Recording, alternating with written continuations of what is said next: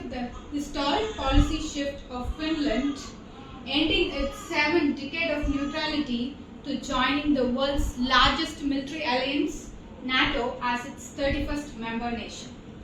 4 key points to analyze the issue. Firstly, a brief on what NATO is all about. Next, what made Finland join NATO. Thirdly, the consequences. And fourthly, questions to you and my opinion. So, to begin with, what NATO is all about.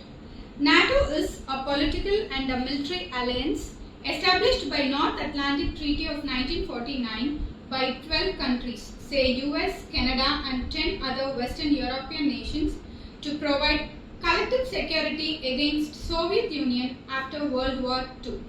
It is headquartered at Brussels, Belgium. Secondly, what made Finland join NATO? Causes can be attributed to many factors. Importantly, Finland's historical experience with Russia. Finland's historical experience was that Finland was a part of Russian Empire for a century.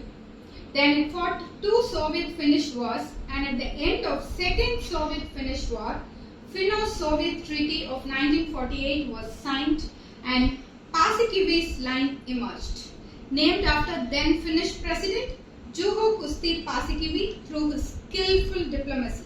That is, Finland ensured idea of peaceful coexistence with Russia with neutrality, and this became Finland's foreign policy strategy termed as Finlandization in international geopolitics. From then on, bilateral relationships between Finland and Russia increased, and Finland's trade dependence on Moscow increased. Then after Cold War and collapse of Soviet Union in 1991, as you all know, the global landscape changed from being a bipolar world to a unipolar world.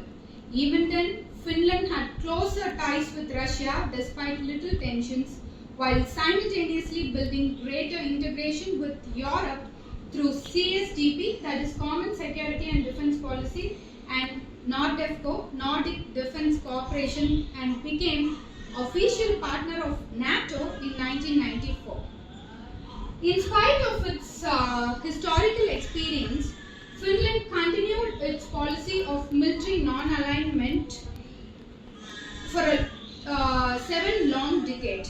Then other causes, namely declining Russian might, change in international geopolitics, Crimean annexation in 2014 paved ways for the roadmap of policy shift, and finally the immediate cause was Russian invasion of Ukraine during last year, and this made Finland take this decisive step of policy shift from neutrality to alignment with the West.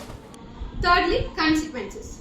Firstly, with NATO became stronger with Finland as its ally because its border with Russia almost doubled, adding this 1,340 km of Finnish-Russo border, that is the line of contact between. Secondly, to Finland. Finland has got an ironclad security guarantee from NATO under Article 5 of NATO, which states that attack on one member nation shall be considered as an attack on all other member nations. Next, to Russia. To Russia, this is a major blow to the Russian strategic viewpoint. So, because the buffer state is dissolved completely, now posing a direct threat to Russia's security.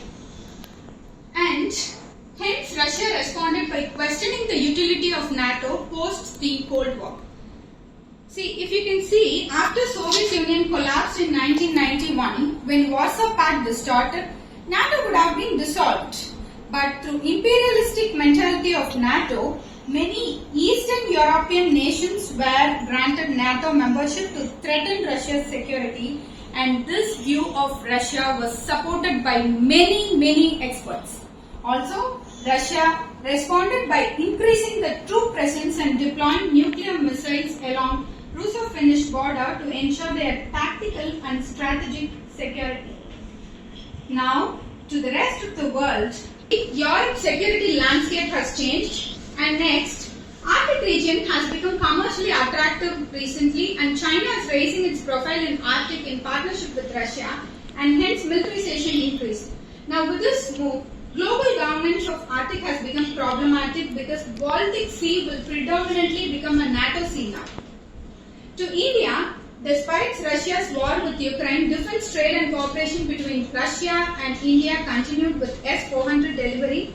In fact, total imports from Russia to India became 5 times higher from 2022 to 2023, especially with high oil supplies at discounted rates. On the other side, India helped Ukraine with medical supplies, and many NATO nations are involved in maintaining peaceful Indo-Pacific region against Chinese aggression. Hence, India maintains skillful diplomacy with both sides, but stressing on international peace. Finally, questions to you and my opinion. Now tell me, will Finland be safe and happy? As you all know, Finland is ranked number 1 as the most happiest country in the world according to the World Happiness Survey. Now, will this happiness and safety continue? And next would be, will world witness a direct confrontation between NATO and Russia? So, ready to answer my question? And now, in my opinion, Finland could have thought of other alternatives of developing its own existing resilient military capabilities and continue deeper cooperation with all European nations through CSTP, not NORDEFCO, rather than joining NATO, which added fuel to Russian fire. Now, having joined, some NATO nations can rely on more diplomatic tools confirming Russia that currently no US weapons or troops or bases are on Finnish soil, and that NATO will respond only when Finland is attacked. Let's hope that this move just remains a flashpoint and doesn't escalate to the level of nuclear threat. Tell us your comments. Thank you.